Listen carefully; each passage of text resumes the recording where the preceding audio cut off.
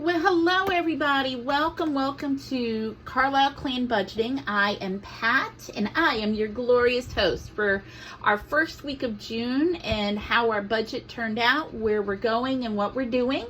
I'm so glad you came to join us and join our family of budgeting people in this crazy world we're living in right now. Please, if you haven't subscribed yet, please subscribe and hit that notification button so you'll see all of the upcoming videos that we have.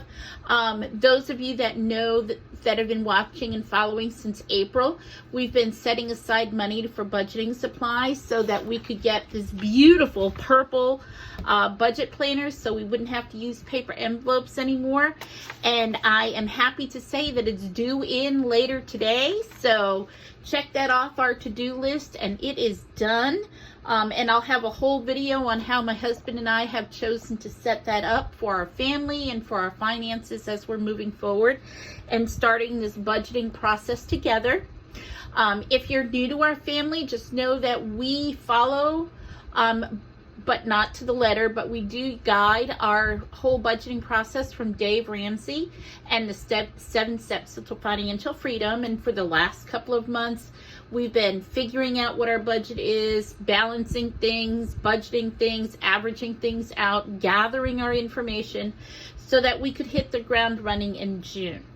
And so with that being said, of course, as you know, I am the nerd of our house. Everything is in Excel, beautiful color. For whatever reason, my printer's acting up right now, so we'll have to work on that. But I like to do everything in Excel sheets. My husband, on the other hand, is definitely the wild child, as Dave Ramsey likes to quote, and he likes everything paper, pencil, old school, likes to touch it, likes to feel it, likes to see and have that physical evidence of what's going on. So even though I get paid every other week, and as we're doing our June budgets, I got a check on the 27th, I'll get a check on the 10th, and then that, since I teach during the school year, the 10th is my last official paycheck that I'll be getting from school. But I am teaching summer school and we're still working out the summer contracts right now. So, and I should get that summer paycheck on the 24th. So I have it on my Excel sheet that I'm getting paid that day, but I don't know exactly what that dollar amount is going to be yet. So as soon as I find out, I'll be happy to share it with you.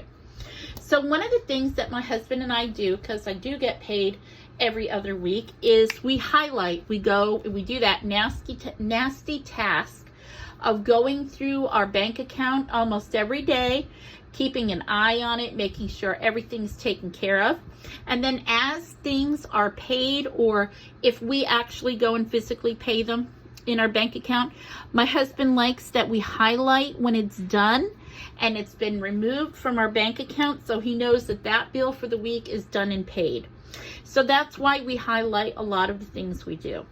Of course, our tithe, when I got paid on the 27th, was $190, so that went straight through our virtual envelopes. HP Inc., again, having a little bit of trouble, but HP Inc. comes out on the 3rd of every month, so once it comes out, it gets highlighted. And those were our two big bills for this week, for week 1 in June. Now, of course, some of you know that we are budgeting, and we have adjusted our food budget, we've adjusted our gas budget, and once I get the purple envelope, we're going to be talking about these because they'll be going in the envelopes as we're going forward.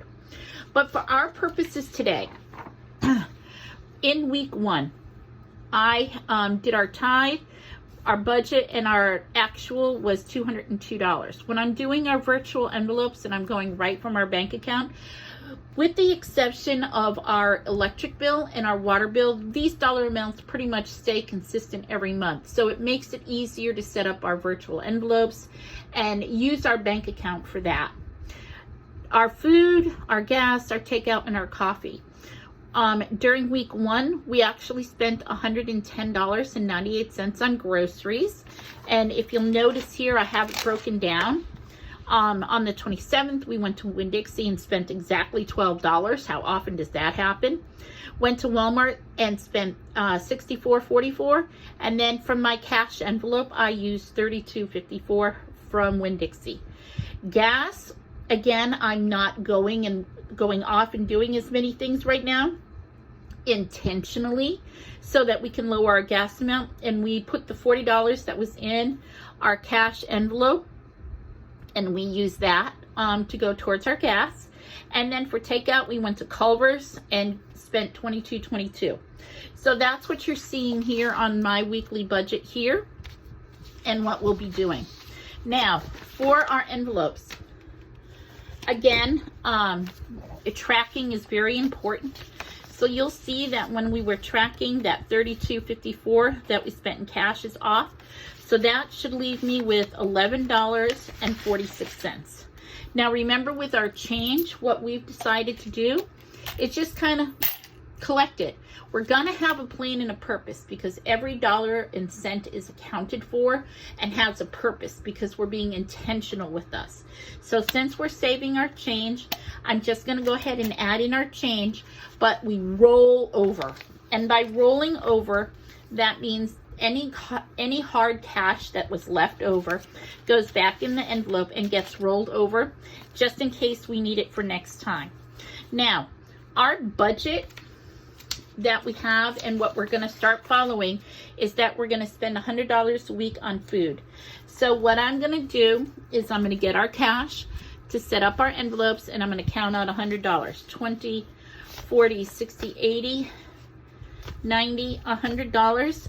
And I'm going to add in, let's see, today is the 3rd. I'm going to add in our $100 cash. Our cents are wiped out. So now I'm going to have $111 in our cash envelope.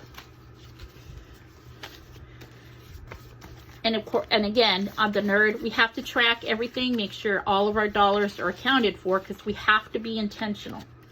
Now, the other thing I do want to comment on, and if you have any other suggestions, I absolutely want to hear it, is safety. Be intentional. If you know you're going grocery shopping and you're planning to go grocery shopping, only take your food envelope with you. The world's getting crazy and people are getting desperate, and there's no need for you to risk everything you have in this. So please make sure that you're being intentional. And just only taking out what you need. You don't need to pack everything in your wallet and take all your cash with you every place you go. Okay? So that's going to take care of the food budget. Now for gas, we used that $40 that we had last time. So we have $0 that's left. So now we're going to take $40 more from our cash. Whoops, did I just put everything in here? I think I did. 20, 30, I did. 20, 30, 40, 50, 60, 80, 100. So this will leave me with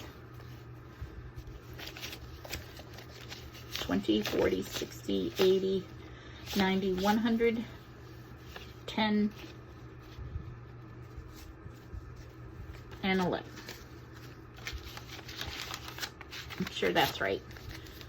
2, 4, 6, 8, 90, 110, and 11. Okay.